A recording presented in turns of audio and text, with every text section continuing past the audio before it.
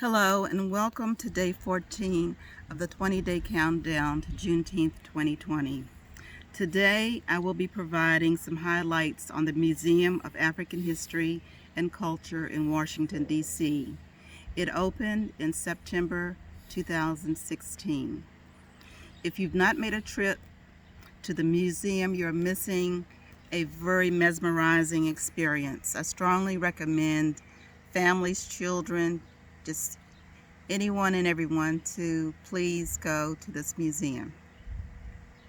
Some of the many artifacts at the museum are Harriet Tubman's white shawl. It was given to her as a gift from Queen Victoria in 1897. An inkwell owned by novelist, essayist, and playwright James Baldwin. An ambrotype of Frederick Douglass. And the circa area of this picture is between 1855 and 1865.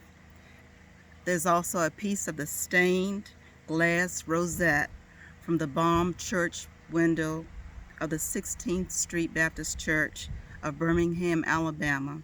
September 15, 1963 is when the bombing occurred. There are iron shackles, likely from an 18th century slave ship. There's a protest placard from the March on Washington, August 28, 1963. There's also a tambourine from Prince from his nude tour of 1990. And one of the things that is also there is Malcolm X's tape recorder from Mosque Number 7 in Harlem, 1960. I will now present some question and answers previously posed to two Smithsonian experts in September 2016's Smithsonian Magazine. One of the questions is, did any state allow African Americans to vote before the ratification in 1870 of the 15th Amendment, which guaranteed the vote for African American men? In the first years after the Revolutionary War, states Bill Pretzer of the museum, about half of the original 13 states did not legally bar African American men from voting if they were free and if they paid taxes. However, local custom and outright discrimination and intimidation often prevented the men from voting.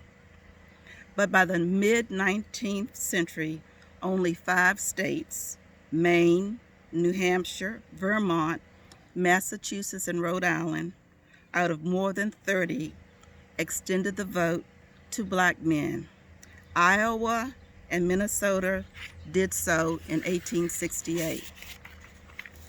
Another question: what were the best economic opportunities for African American entrepreneurs during the segregation era? The Black Business District in Tulsa, Oklahoma was one which, fueled by the oil boom in the 1900s, became so prosperous it was called the Black Wall Street. But it was destroyed in a race riot in 1921 that killed some 300 people, 300 African Americans. You know, this is where Donald Trump was shamed out of speaking on June 19th this week, which is the official day of Juneteenth. This is some amazing history. Please join us tomorrow for day 15, a brief history of the blues, and we will be highlighting several African American women blues singers.